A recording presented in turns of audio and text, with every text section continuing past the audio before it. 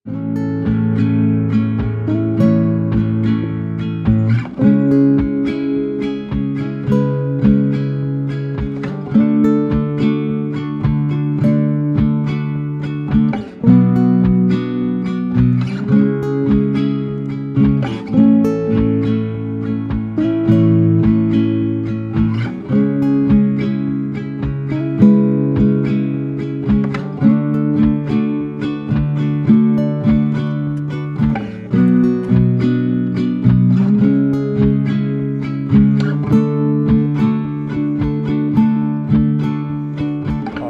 बारामासा में फिर से आपका स्वागत है। बारामासा की इलेक्शन कवर कर रही टीम अभी द्वाराहाट में है। द्वाराहाट का ये गौचर इलाका है जहाँ द्वाराहाट का इंजीनियरिंग कॉलेज है, यहाँ पर हॉस्पिटल है और पॉलिटेक्निक वगैरह। तो ये बड़ी खूबसूरत सा लैंडस्केप है और कुमाऊँ का सबसे खूबसूरत इलाका है। बगवाली, पोखर, फिर द्वाराहाट, ये बेल्ट मुझे पर्सनली बहुत पसंद है, बहुत खूबसूरत है। अभी हम लोग इलेक्शन कवर करते हुए द्वाराहाट में हैं और द्वाराहाट में हमारे साथ एक बहुत इंपॉर्टेंट पर्सनैलिटी हैं उत्तराखंड की। उत्तराखंड के काफ़ी मशहूर जर्नलिस्ट, उनको किसी परिचय की तो ज़रूरत है नहीं, लेकिन एक फॉर्मल परिचय अगर उनका कराना हो तो वो एक जर्नलिस्ट हैं, वो एक इंटेलेक्चुअल हैं उत्तराखंड के, जो कि एक तरह से उत्तराखंड की हिस्ट्री और उत्तराखंड के कल्चर आर्ट के एक एनसाइक्लोपीडिया की तरह देखे जाते हैं। और दिल्ली में रहते हैं, बहुत एक्टिव जर्नलिस्ट हैं और संपादक रहे हैं अलग अलग मैगजीन्स में, अलग अलग मीडिया हाउसेस के साथ उन्होंने काम किया है। और उत्तराखंड पर जब कुछ एक्सपर्ट कमेंट्स की ज़रूरत होती है तो चारुदा से परिचय कराया जाता है। तो चारुदा हमारे साथ हैं, चारू तिवारी। तो चारू तिवारी से हम बात करेंगे, जैसे कि हम सिलसिलेवार कुछ रिपोर्ट से आपका तारुफ करा रहे हैं, कुछ मुद्दों से उत्तराखंड इलेक्शन के इर्द गिर्द और कुछ इंपॉर्टेंट पर्सनैलिटीज़ से। तो आज चारुदा हमारे साथ हैं। चारुदा से हम समझने की कोशिश करेंगे। चारुदा का काम उत्तराखंड के इतिहास पर भी है और क्योंकि वो जर्नलिज्म करते रहे हैं तो उन्होंने एक बारीकी से उत्तराखंड की पॉलिटिक्स को समझा भी है। तो हम शुरुआत करते हैं। हम एक बहुत इंपॉर्टेंट जगह पर चारुदा भी हैं। द्वाराहाट के पास उत्तराखंड आंदोलन की लीगेसी है। द्वाराहाट कई लिहाज से उत्तराखंड के लिए महत्वपूर्ण रहा है। तो हम सबसे शुरुआत में द्वाराहाट के इंपॉर्टेंस को समझते हुए थोड़ा उत्तराखंड आंदोलन को समझने की कोशिश करते हैं। हाँ रोहित, पहली बात यह कि जैसा कि आपने शुरुआत में कहा कि उत्तराखंड का ये बहुत ऐतिहासिक सांस्कृतिक जगह है द्वाराहाट। हम पौराणिक जो बहुत सारे आख्यान हैं उसमें द्वाराहाट को जानते समझते हैं। और ये द्वाराहाट जो है हमारे यहाँ महाभारत कालीन और रामायण कालीन तो इसके की हिस्ट्री तो है ही है। उसके अलावा एक लंबा दौर जो है यहाँ कत्यूरों के समय में जो स्थापत्य कला है और यहाँ के जो मंदिरों की स्थापना है वो हुआ है। और सांस्कृतिक रूप से भी यह द्वाराहाट बहुत ही संपन्न है। और हम जितनी भी लोक गाथाएँ और जो लोक आख्यान हैं वो द्वाराहाट से शुरू भी होते हैं और द्वाराहाट के संदर्भ भी बहुत ज़्यादा महत्वपूर्ण उसमें हैं। एक तो इस रूप में इसको समझने की बहुत बड़ी ज़रूरत है। और दूसरा, जो सांस्कृतिक चेतना का बहुत बड़ा क्षेत्र द्वाराहाट रहा है। और राजनीतिक चेतना के रूप में जब हम देखते हैं तो आज़ादी के आंदोलन में पाली पछाओं का जो पूरा क्षेत्र है उसमें द्वाराहाट का बहुत महत्वपूर्ण योगदान रहा है। जिस जगह पर हम खड़े हैं यह गौचर है, ये इंजीनियरिंग कॉलेज है। यहाँ पर जो एक किस्म से समझिए कि अब जब जिसको हम आधुनिक विकास की बात करते हैं, जिसको हम एक बेहतर समाज बनाने की तरफ शिक्षा स्वास्थ्य की बात करते हैं, तो उसमें भी यह महत्वपूर्ण क्षेत्र है। मैं आपको थोड़ा सा पीछे ले जाना चाहूँगा। जब हम द्वाराहाट की बात करेंगे या पूरे उत्तराखंड की राजनीति की बात करेंगे तो हमको उन राजनीतिक संदर्भों को समझने की ज़रूरत है जो द्वाराहाट को गढ़ता है या जो द्वाराहाट को जानने में हमको सहायक होता है। हमारे बगल में यहाँ पर एक कपड़ा जगह है। 1939 में यहाँ पर एक बहुत बड़ा समाजवादियों का सम्मेलन हुआ था। समाजवादियों का सम्मेलन से मतलब ये है कि उस समय तो कांग्रेस होती थी आज़ादी के आंदोलन के दौर में। तो कांग्रेस के अंदर 1936 में एक नई समाजवादी धारा का उदय हुआ जिसमें नए युवा पूरे देश और समाज को समाजवादी दृष्टिकोण से समझ रहे थे। तो उस समय यहाँ पर एक बहुत बड़ा सम्मेलन हुआ था जिसका बिमला नगर सम्मेलन जिसका नाम है। और उसमें देश के बड़े बड़े समाजवादी उसमें यहाँ पर आए थे। तो उसकी बड़ी इम्पोर्टेंस इसलिए है क्योंकि वहीं से हमारे युवाओं का एक बहुत बड़ा एक हिस्सा निकला जो आज़ादी के आंदोलन में यहाँ जल जंगल ज़मीन के सवालों को समझने की कोशिश करने लगा। तो 1942 में जो भारत छोड़ो आंदोलन हुआ उसमें इस पाली पछाओं में इस बिमला नगर सम्मेलन का बहुत बड़ा योगदान रहा। तो वहाँ से एक राजनीतिक चेतना हमारे यहाँ आई। तो जब हम द्वाराहाट कॉन्स्टिट्यूंसी पर बात करेंगे या हम यहाँ की राजनीति पर बात करेंगे तो यहाँ पर जो पहली पर्सनैलिटी हम राजनीतिक रूप से उस रूप से देखते हैं आज़ादी के बाद 1952 में जो पहला चुनाव हुआ था उसमें यहाँ पर मदन मोहन उपाध्याय जी यहाँ से चुनाव जीते थे। वो समाजवादी उस समय जो पार्टी थी उससे वो चुनाव जीते थे, प्रजा सोशलिस्ट पार्टी से। आप इस बात को ऐसे समझ सकते हैं कि जो है इस समय का राजनीतिक परिदृश्य, लोग बार बार कहते हैं कि राजनीतिक विकल्प की ज़रूरत है। क्या उत्तराखंड में कभी राजनीतिक विकल्प रहा भी या नहीं रहा, तो आप इस द्वाराहाट को इस रूप में देख सकते हैं कि यहाँ पर सबसे पहले आज़ादी के बाद समाजवादी लोगों ने चुनाव जीता, मदन मोहन उपाध्याय ने। अगर मदन मोहन उपाध्याय के बारे में आप और जानना चाहेंगे इस संदर्भ, क्योंकि उसको जानना बहुत ज़रूरी है, मदन मोहन उपाध्याय का जो पूरा परिवार था वो नेहरू परिवार के साथ था। मोतीलाल नेहरू जो थे उनके पर्सनल सेक्रेटरी जो थे वो शिवदत्त उपाध्याय जी थे, और वो 5 बार विधायक रहे, सांसद रहे मध्य प्रदेश से, रीवा से। वो 3 बार लोकसभा के सांसद रहे और 2 बार वो राज्यसभा में रहे। मोतीलाल नेहरू के पहले सेक्रेटरी थे, उसके बाद वो जवाहरलाल नेहरू के सेक्रेटरी रहे। तो उन्हीं के साथ आनंद भवन में मदन मोहन उपाध्याय जी ने पढ़ाई भी की, और उसके बाद आज़ादी के आंदोलन में यहाँ उन्होंने महत्वपूर्ण भूमिका निभाई। और अंग्रेज़ों ने उनको जिंदा या मुर्दा पकड़ने के लिए उस समय इनाम की घोषणा की थी, और उनके पोस्टर लगे थे यहाँ की जो भी जिंदा और मुर्दा उनको पकड़ेगा तो उसको 500 रुपये का इनाम दिया जाएगा। ये था, वह मदन मोहन उपाध्याय ने यहाँ की राजनीति की एक जनपक्षी राजनीति की शुरुआत की। और मदन मोहन उपाध्याय पहले ऐसे राजनेता हैं, क्योंकि यहाँ पर झोड़े और जो गीत बनते हैं ना रोहित, वह भी उन लोगों पर बनते हैं जो बहुत महत्वपूर्ण काम करते हैं। तो मदन मोहन उपाध्याय पर पहली बार झोड़ा बना था। जो ये सड़क आप देख रहे हैं, सड़क भी लोग कहते हैं कि मदन मोहन उपाध्याय की देन है, और उस बार स्कूलों का निर्माण वगैरह उन्होंने किया था। इसके बाद जो है यहाँ पर एक बहुत इम्पोर्टेंट इस क्षेत्र की ये भी विशेषता है कि यहाँ पर ये पहले बारामंडल में आता था। जब मदन मोहन उपाध्याय थे तब ये सीट रानीखेत उत्तर कही जाती थी, लेकिन बाद में बारामंडल हुई, और बारामंडल में भी यहाँ बहुत महत्वपूर्ण नेता रहे हैं इस क्षेत्र से, जिसमें हरगोविंद हमारे क्या हुआ गोवर्धन तिवारी यहाँ पर रहे। यहाँ पर एक बहुत महत्वपूर्ण और व्यक्ति रहे हैं, उनका नाम है मठपाल जी, वो थे हमारे कांडपाल जी, हरिदत्त कांडपाल जी। उनका बहुत बड़ा योगदान आज़ादी के आंदोलन में रहा, और उसके बाद उत्तर प्रदेश की राजनीति में बहुत महत्वपूर्ण स्थान रहा, और वो उत्तर प्रदेश की वो मंत्री भी रहे। एक तो फिर दूसरा, जब हम यहाँ पर जनसंघ, जब 1977 इमरजेंसी के बाद जब इलेक्शन हुआ था, तो जनसंघ के बहुत बड़े नेता जो उत्तर भारत के जाने माने नेता थे, हम सब लोग उनको, सोमन सिंह जीना, वो भी उन्होंने भी यहाँ का प्रतिनिधित्व किया।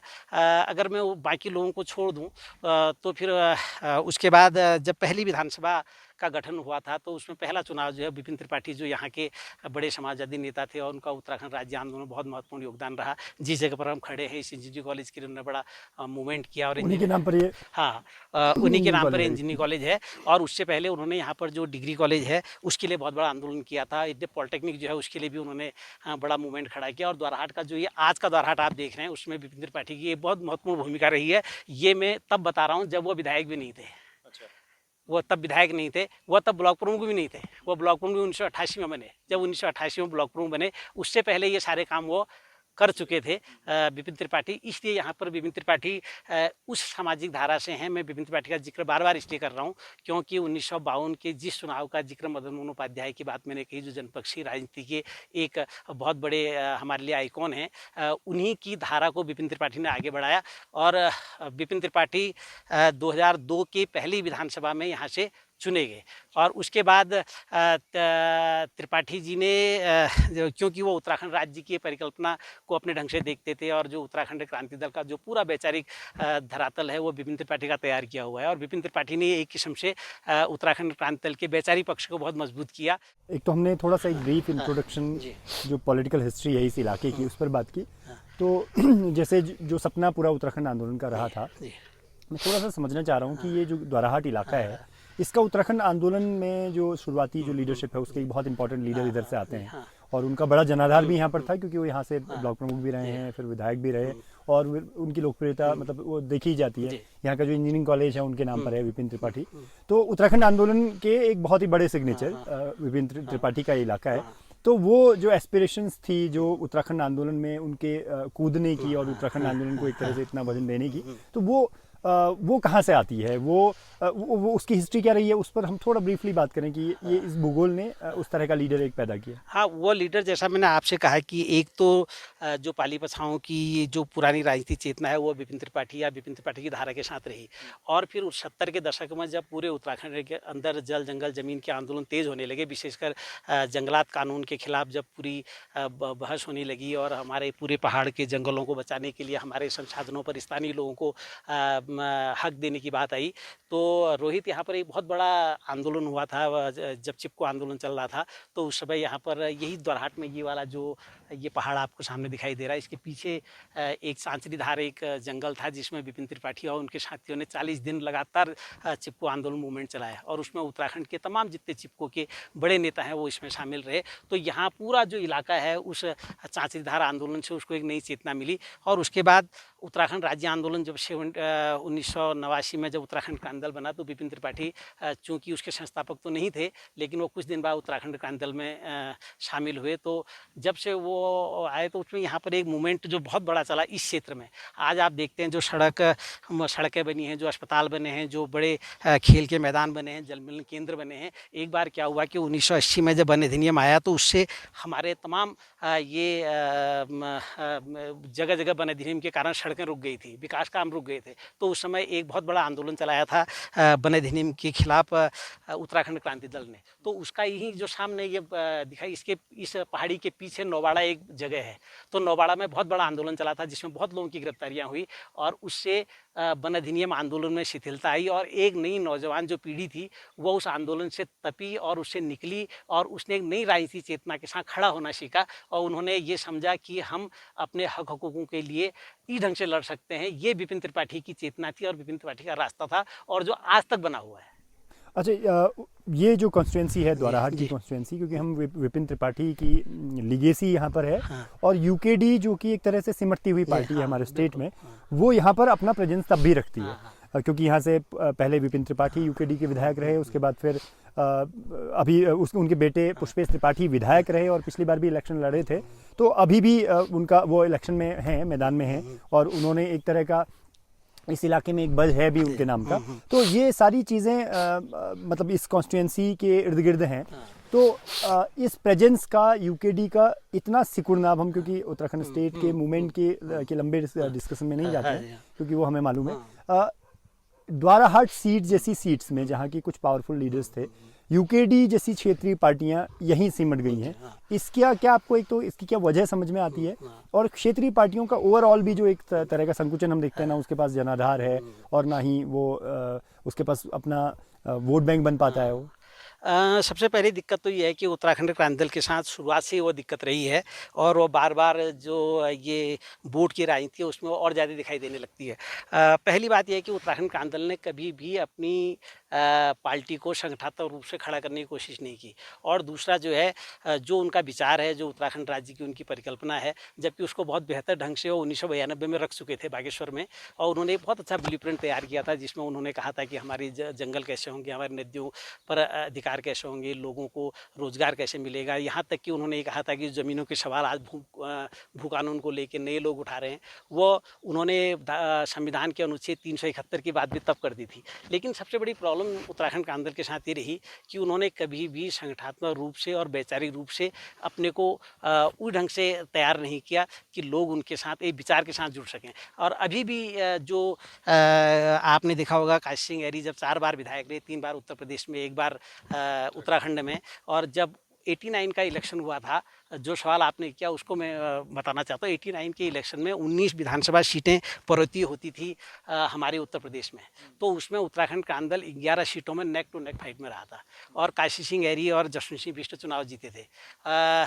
सबसे महत्वपूर्ण बात यह है कि उस समय टिहरी लोकसभा सीट से इंद्रमणि बड़ौनी 11,000 वोट से और काशी सिंह ऐरी अल्मोड़ा लोकसभा सीट से सिर्फ 9,000 वोट से चुनाव हारे थे। तो कहने का मतलब है कि जनता ने उस समय, जिस समय उत्तराखंड कांदल संगठनात्मक रूप से और अपनी बातों को जनता के बीच में ले जा पा रहा था, जनता उसको समझ रही थी और उनका साथ भी दिया। लेकिन उन्होंने धीरे धीरे उस अपनी बातचीत को, उस अपने संवाद को इतना कमज़ोर कर दिया कि आज वो व्यक्तियों तक सिमट कर रह गई है। ये सबसे बड़ी दिक्कत रही है। अच्छा, यूकेडी के साथ में जो कहा जाता है कि शुरुआती में चुनावों का बॉयकॉट करने का भी एक डिसीजन रहा, जिसने उसे एक तरह से सेटबैक दिया और बाद में वो इलेक्शंस में आ नहीं पाए। वो क्या वाकया है? हाँ, वो ये वाकया है कि 1996 के चुनाव में उत्तराखंड क्रांति दल ने राज्य नहीं तो चुनाव नहीं का नारा दिया था। उन्होंने कहा कि हम किसी भी उस चुनाव में भाग नहीं लेंगे जब तक कि हमको राज्य नहीं मिल जाता। राजनीतिक रूप से इस ढंग के चुनाव बहिष्कार का वैसे कोई मतलब नहीं होता है, क्योंकि जो भी लोग चुनाव बहिष्कार करते हैं, माना बहुत सारे लोग वोट न भी दें, तो अगर 10 लोगों ने भी वोट दे दिया, फैसला उसी से तय हो जाता है। तो इसलिए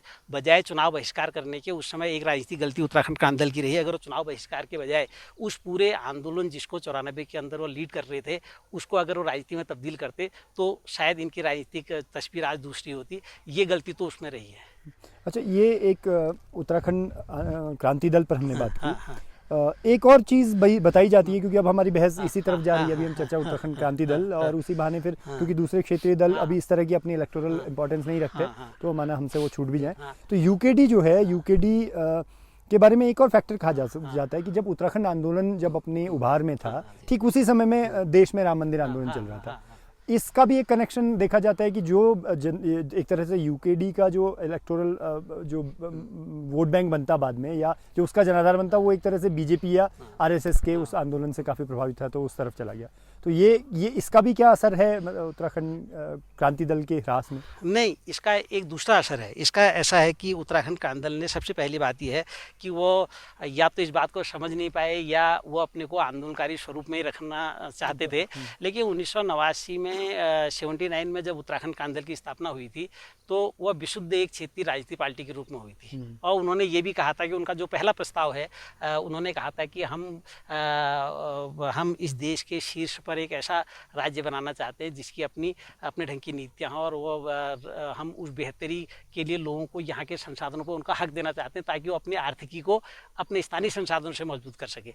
लेकिन हुआ क्या कि उत्तराखंड क्रांति दल, जैसे कि आप जानते हैं कि डेमोक्रेसी में और ये वोट की राजनीति में सबसे बड़ी बात क्या है कि हमारी जितनी भी समस्याएं हैं वो नीति जनित हैं और राजनीति जनित हैं, और उनका समाधान भी नीतियों से और राजनीति से ही होगा। यह बड़ी समझने की जरूरत थी। लेकिन उत्तराखंड क्रांति दल ने कभी उन नीति जनित सवालों को राजनीति के साथ जोड़ने की कोशिश नहीं की। वो क्या समझ रहे थे कि हम आंदोलन से चीज़ों को बदल देंगे, और जबकि ऐसा था नहीं। क्योंकि आज अगर आपके यहाँ बांध बन रहे हैं, आपके यहाँ ऑल वेदर रोड बन रही है, आपके यहाँ बड़े बड़े एयरपोर्ट की बात की जा रही है, या जन विरोधी जितने भी फैसले ले जा रहे हैं, वो उन्हीं सत्ता के पटल पर लिए जा रहे हैं जहाँ पर लोगों को हस्तक्षेप करना चाहिए था। लेकिन उस हस्तक्षेप में ये लोग काफ़ी पीछे रहे हैं, तो उसका खामियाजा अब भुगतना पड़ रहा है। जबकि तब तो विचार के साथ भी लड़ाई थी, आज तो संसाधनों की लड़ाई है, जिसको आप भाजपा, कांग्रेस या दूसरे राष्ट्रीय दलों से पकड़ नहीं सकते। लेकिन मैं एक इम्पोर्टेंट, रोहित, आपकी बात को थोड़ा सा और बढ़ाते हुए मैं एक बात कहना चाहता हूँ। मुझे दो सबसे महत्वपूर्ण चीज़ लगती है, वो ये लगती है कि जो 90 का दशक जो आपने कहा, जब से राम जन्मभूमि का मुद्दा है, निश्चित रूप से उत्तराखंड जैसे क्षेत्र में जहाँ पर छोटे छोटे देवताओं को मानने की परंपरा है, हमारे यहाँ छोटे छोटे देवताओं के थान हैं। हमारे यहाँ चमुआ का अलग थान है, गोलू का अलग थान है, हमारे यहाँ गंगनाथ का अलग है, सबके अपने अपने थान हैं। और वो देवता हमारा ऐसा था, जो देवता आपकी बात समझता था, सुनता था, वो अपनी भाषा में बोलता था, वो समस्याओं को भी समझता था। हमारे यहाँ क्या हुआ कि 80 के दशक में हमने राष्ट्रीय भगवान पैदा कर दिए, और राष्ट्रीय भगवानों ने जो है हमारे क्षेत्रीय भगवानों पर कब्जा करना शुरू किया। और उसी प्रकार हमारी राजनीति में भी क्या हुआ कि वह 90 का जो दौर था, उसने हमारी क्षेत्रीय समस्याओं को राष्ट्रीय, जैसे हमारे यहाँ पहले आज़ादी के आंदोलन हुआ, हमारी क्षेत्रीय समस्याएं जो हैं वो राष्ट्रीय पटल पर उसको जोड़ने की कोशिश की। लेकिन 80 के बाद क्या हुआ कि क्षेत्रीय समस्याएं राष्ट्रीय पटल पर उसको एक से निगल गई, उसको हाशिए में ले गई। तो वही राजनीति का पैटर्न अभी तक चला है, जिसको लोग तोड़ नहीं पाए हैं। मेरा ये कहना था कि हमारा सब लोगों का ये मानना था कि उत्तराखंड में जितनी भी लड़ने वाली शक्तियाँ हैं, जितने भी एक जैसा सोचने वाली शक्तियां हैं, भले ही वो अलग अलग हों, लेकिन वो किसी मोर्चे के रूप में भी काम करती, तो शायद ये राष्ट्रीय राजनीतिक दलों को हाशिए में धकेल सकती थी। लेकिन जैसे उत्तराखंड की जो जितनी इस तरह की फोर्सेस हैं जो कि एक झंडे के नीचे आ सकती है, यानी एक फ्रंट बना सकती थी, वो हमें दिखता है कि ऐसा तो कई बार प्रयास हुए, लेकिन ऐसा हो नहीं पाया। क्योंकि जो असहमतियां हैं वो कई तरह की हैं, और जैसे दिखने में आता है कि यूकेडी ने उसका जितना भी जनाधार था, उसके पास सीटें शुरुआत में थी भी, लेकिन उसने जिस तरह का अपॉर्चुनिज्म दिखाया, छोटे छोटे जैसे बीजेपी को उसने सपोर्ट कर दिया, या इस तरह के फैसले फिर दूसरी फोर्सेस के लिए भी टफ हो गया कि इस तरह के मोर्चे के साथ टिका रहा जा सके। रोहित, इसमें इसको ऐसे देखने की ज़रूरत है कि देश में जब हम ये इलेक्टोरल पॉलिटिक्स में होते हैं तो इसमें एक चीज़ ये होती है कि हमको कई बार अन्य लोगों से समझौते भी करने पड़ते हैं। राजनीति में कई बार ऐसा होता है, और देश की राजनीति में भी आप देख रहे हैं जो भारतीय जनता पार्टी भी आज है वो भी अलायंस में कई लोगों के साथ है, चाहे उसको पूर्ण बहुमत है तब भी वो किसी अलायंस कर रही है। कांग्रेस ने भी अपने टाइम में अलायंस किया, कम्युनिस्ट पार्टियाँ भी कांग्रेस का साथ देती रही हैं। लेकिन उत्तराखंड क्रांति दल की जो सबसे बड़ी प्रॉब्लम रही, जिसको आप कह रहे हैं कि वो अलग अलग लोगों से मिले, लेकिन जब कम्युनिस्ट पार्टियां किसी को समर्थन करती हैं तो वो मुद्दों के आधारित करती हैं और उसको जनता को बताती हैं कि हम क्यों समर्थन दे रहे हैं, और जब वो उनसे हटते हैं तो ये बताते हैं कि हमने समर्थन वापस क्यों लिया। लेकिन उत्तराखंड क्रांति दल ने 9 बिंदुओं पर भारतीय जनता पार्टी को समर्थन दिया था, कांग्रेस को तो मैं नहीं कहूँगा, भारतीय जनता पार्टी को दिया था। तो उस समय क्या हुआ कि यूकेडी जनता को ये नहीं समझा पाई कि इन मुद्दों पर हम इसलिए इस पार्टी को समर्थन दे रहे हैं, और जब बाहर आए तो ये नहीं बता पाए कि हम बाहर क्यों आए। तो इससे जनता के बीच में मैसेज गया, और होता क्या है कि जब हम दूसरे की पिच पर बैटिंग कर रहे होते हैं तो फिर बहुत मुश्किल होती है, और उन्होंने विशेषकर दूसरे की बीच में बैटिंग की, और उसका खामियाजा उनको भुगतना पड़ा कि वो जबकि राष्ट्रीय राजनीतिक दलों कि अलायंस को लोग ठीक कह रहे हैं और उत्तराखंड क्रांति दल के अलायंस को लोगों ने गलत मान लिया। ये इनकी रणनीति की गलती है। हाँ, अब हम थोड़ा सा उत्तराखंड के अभी की पॉलिटिकल सिनेरियो में आते हैं। हम लोग अभी द्वाराहाट सीट और उसके इर्द गिर्द की बातें कर रहे थे, और फिर उत्तराखंड की पुरानी पॉलिटिक्स पे। उत्तराखंड के मौजूदा समय में जो इशूज़ हैं, हमने देखा कि इलेक्शन कवरेज के दौरान भी हमने इस बात को महसूस किया कि जो जेन्युइन इश्यूज़ हैं अभी उत्तराखंड के, वो इस पॉलिटिकल डिस्कोर्स में जो आज चुनावों के इर्द गिर्द है वो खड़ा ही नहीं है। तो उसमें सारे जो इश्यूज़ हैं वो नदारत हैं, और जो बेसिक इशू जैसे पलायन का मसला था, जैसे रोज़गार का मसला था, जैसे कोविड के बाद लौटे युवाओं को वापस यहाँ पर रोज़गार दे सकने जैसा मसला था, स्वास्थ्य का मसला है, शिक्षा का मसला, ये सारे मसले जो हैं वो एक तरह से पूरी तरह गायब हैं सिनेरियो से, और डिस्कोर्स इलेक्शन के इर्द गिर्द का कहीं और ही खड़ा है। ये क्या है, मतलब इसकी वजह क्या आपको समझ में आती है? देखिए, ऐसा है, पहली बात यह है कि उत्तराखंड राज्य की जो परिकल्पना और जो राजनीतिक समझ थी, उसमें हम सब लोग समझ रहे थे कि यहाँ पर बिजली, पानी, सड़क, शिक्षा, स्वास्थ्य, स्थानीय मुद्दे, रोजगार, महिलाओं की दिक्कतें, इन सब को राजनीतिक मुद्दा बनना चाहिए और ये राजनीतिक मुद्दे होने चाहिए। लेकिन दुर्भाग्य से ये राजनीतिक मुद्दे नहीं बन पाए। इसका एक उदाहरण मैं आपको देना चाहता हूँ कि जबकि उत्तराखंड के लोगों को बहुत गुस्सा आना चाहिए था, और गुस्से को जो है उन्होंने इलेक्शन में निकालना चाहिए था, क्योंकि सब लोग जानते हैं कि शिक्षा पर नीति, स्वास्थ्य पर नीति, हमारे हक हकूक़ पर नीति जो है वो सदनी बनाएगा। तो ऐसे में लोगों ने इनको उखाड़ फेंकने का एक ऐसा जुनून लोगों में होना चाहिए था। लेकिन दुर्भाग्य क्या है कि इन 21 सालों में उत्तराखंड के अंदर 3000 के लगभग प्राइमरी स्कूल बंद हुए हैं। मतलब बहुत आश्चर्यजनक है ये।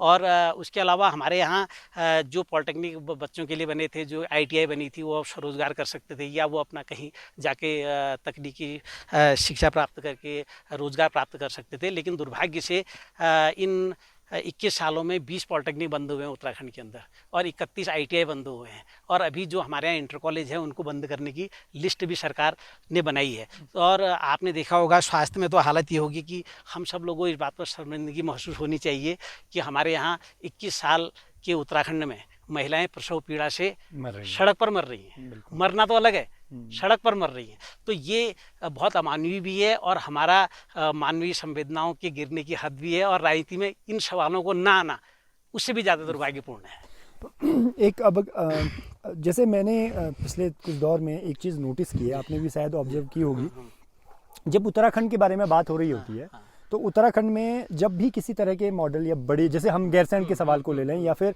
हम कुमाऊं के हिस्से के एम्स के बनने की जब बात होती है, तो जैसे गैरसैंण के को जिस तरह से दरकिनार किया गया कि वो एक फ्रेजाइल जगह है, और या वो पहाड़ों में संभव नहीं है इस तरह का शहर बनाना जहाँ राजधानी बन सके, या एम्स की जब बात हुई तो हम बागेश्वर का नाम नहीं ले पाए इंटीरियर इलाकों का, या फिर पिथौरागढ़ का नाम हमें जहन में ही नहीं आया, या हमारे पॉलिसी मेकर्स के। तो ये एक तरह से मान लिया गया है कि उत्तराखंड के पहाड़ों में डेवलपमेंट की जो बेसिक जो चीज़ें हैं, जो बुनियादी एक समाज को ज़रूरत होती है, बड़े इंफ्रास्ट्रक्चर की अगर हम बात करें, जैसे बड़े हॉस्पिटल्स की जहां हम पूरा ट्रीटमेंट करा पाएँ, ऐसे इस तरफ सोचने का साहस भी एक तरह से हम लोग नहीं कर पा रहे आज। और ये एक पॉलिटिकल जो एक तरह से कहा जाए तो विजन का जो एक पॉवर्टी है, जो एक गरीबी है, दरिद्रता है, विजन की दरिद्रता, ये एक स्थायी भाव बन गया है। और सोसाइटी ने भी और लीडरशिप ने भी एक तरह से स्वीकार लिया कि यहाँ पर नहीं हो सकता। हम संयोग से जिस जगह पर होकर ये खड़े होकर बात कर रहे हैं, यहाँ पर इंजीनियरिंग कॉलेज है जिसने बहुत टैलेंटेड इंजीनियर्स को पैदा किया। और ये आज ये उत्तराखंड के समय में नहीं, जबकि ये यूपी में बन गया एक इंजीनियरिंग कॉलेज। तो ये जो एक तरह से विजन का जो शॉर्टनेस है, ये जो पूरी तरह से एक गरीबी, एक दरिद्रता दिखाई देती है विजन की, इसकी वजह बन जाना और इसका सर्वमान्य हो जाना, ये इसके पीछे क्या रीजन है? जबकि उत्तराखंड स्टेट का एस्पिरेशन तो कुछ और ही था। यहाँ तो बात ही इस बात की थी कि हमें पहाड़ों में डेवलपमेंट चाहिए। नहीं, हिमालय को देखने के दो किस्म के नज़रिए हैं। एक तो हिमालय को हम देखते हैं बहुत ही शुभ्र हिमालय होता है, सुंदर हिमालय होता है, छलकती हुई नदियाँ होती हैं, बहुत बुरांश होता है, कांफल होता है। एक देखने का नज़रिया ये है। और हिमालय को बचाने का नज़रिया है। हम ये कहते हैं कि हिमालय बचेगा, हिमालय बचेगा तो हिमालय बचेगा, यहाँ के गांव बसेंगे, यहाँ के गांव रहेंगे तो हमारी संस्कृति रहेगी, भाषा रहेगी, हमारा परिवेश रहेगा, हमारे विकास का एक रास्ता निकलेगा। और एक है लुटेरी दृष्टि, जो हिमालय को लुटेरी की दृष्टि से देखते हैं, क्योंकि दुनिया में संसाधनों की जी ढंग से लूट है। और जो ये बहुराष्ट्रीय एक बाजार है और जो दुनिया भर की लूट का एक नया उपनिवेश बन रहा है, उत्तराखंड को बजाय उस तरफ ले जाने के लोगों ने दूसरी वाली दृष्टि को अपनाया, लूट वाली दृष्टि को अपनाया। तो उसका परिणाम ये हुआ कि जो राज्य की परिकल्पना की आप बात कर रहे हैं, उसका एक बेसिक बहुत छोटा सा एक लाइन का कंसेप्ट है, वो है विकास के विकेंद्रीकरण का।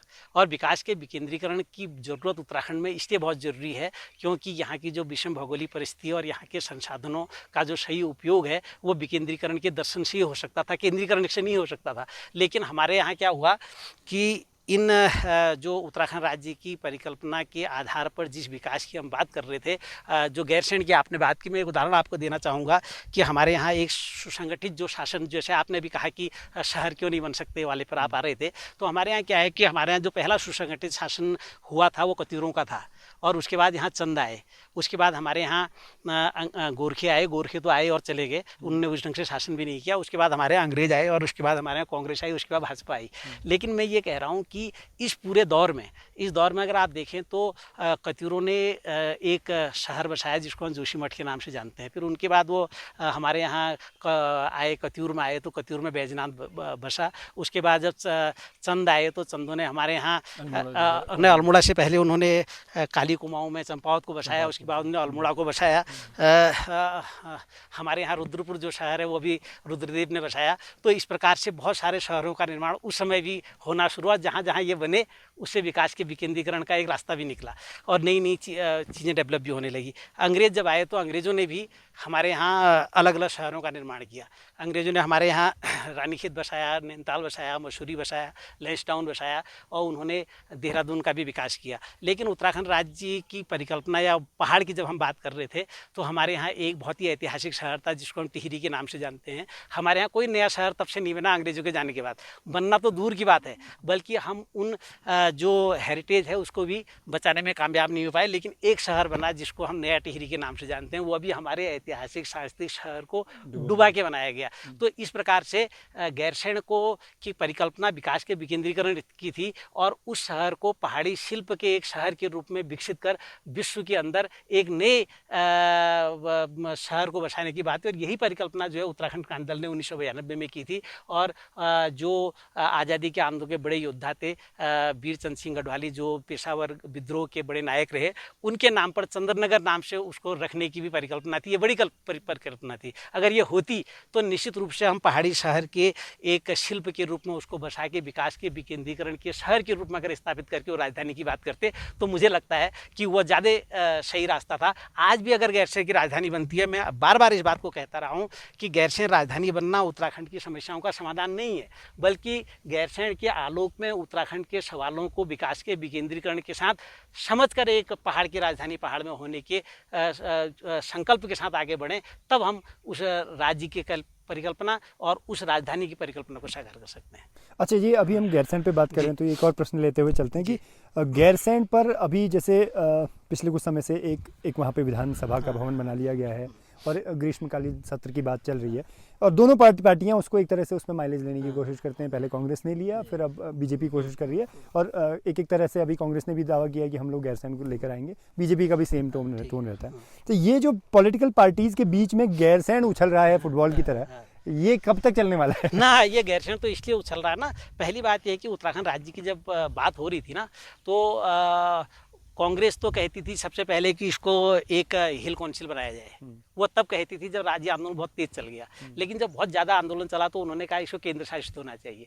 और उसके बाद जब इनको पहाड़ में लोगों ने घुसने नहीं दिया तो कहने लगे नहीं बात तो ठीक है, वो भी धीरे धीरे घुसने लगे राज्य में। और सबसे बड़ी कमजोरी उत्तराखंड क्रांति दल और क्षेत्रीय ताकतों की ये रही कि उन्होंने इस संयुक्त संघर्ष समिति बना के उनको सबको अंदर आने का मौका दे दिया। और उत्तराखंड क्रांति दल जो न भारतीय जनता पार्टी जो लगातार अखंड भारत की बात करती रही है, उसको खंड पसंद नहीं आता, उसको उत्तराखंड नाम भी पसंद नहीं है और तो और, जबकि उत्तराखंड नाम तो पौराणिक है। तो उन्होंने क्या किया, उत्तराखंड राज्य आंदोलन में उत्तरांचल के नाम पर घुसपैठ की, न कि उत्तराखंड राज्य बनाने की उसकी कोई परिकल्पना थी। तो जब गैरसैंण को उत्तराखंड क्रांति दल ने और आंदोलनकारियों ने जब गैरसैंण को राजधानी घोषित कर दिया तो भारतीय जनता पार्टी और कांग्रेस के लिए मुसीबत हो गई कि अब वो इसको कैसे अपने पक्ष में करें। तो उन्होंने क्या किया कि चूंकि गैरसैंण एक ऐसी जगह है जो कुमाऊं और गढ़वाल के केंद्र में भी थी, तो उसमें कोई कंट्रोवर्सी भी नहीं थी, तो भाजपा और कांग्रेस दोनों कभी न कभी उसमें घुसने की कोशिश करते रहे। हम एक बात कहना चाहते हैं, क्योंकि उस आंदोलन से जुड़े होने के कारण भी और एक पत्रकार के रूप में भी, एक सामाजिक कार्यकर्ता के रूप में भी, कि गैरसैंण राजधानी में जितनी भी आप बिल्डिंगें बना लें, जितने भी गेस्ट हाउस बना लें, विधानसभा आपने बना ली है, वहाँ विधानसभा बनाते हैं, दूसरी रायपुर में भी ज़मीन को आप तय करते हैं। आप कह रहे हैं कि हम वहाँ विधानसभा सत्र लगाएंगे। हमने कहा कि आप विधानसभा सत्र भी मत लगाइए, आप एक लाइन का प्रस्ताव ले आइए कि हम गैरसैंण को स्थायी राजधानी बनाएंगे, तो हम मान जाएंगे। क्योंकि हमारे साथ जो और राज्य बने हैं उनकी राजधानियाँ अपने आप बन रही हैं और वो बहुत खूबसूरत राजधानियों में तब्दील हुई है। तो ये भी हमारा दुर्भाग्य है कि ये लगातार राजनीतिक पार्टियाँ जो हैं उसको फुटबॉल की तरह इस्तेमाल कर रही हैं।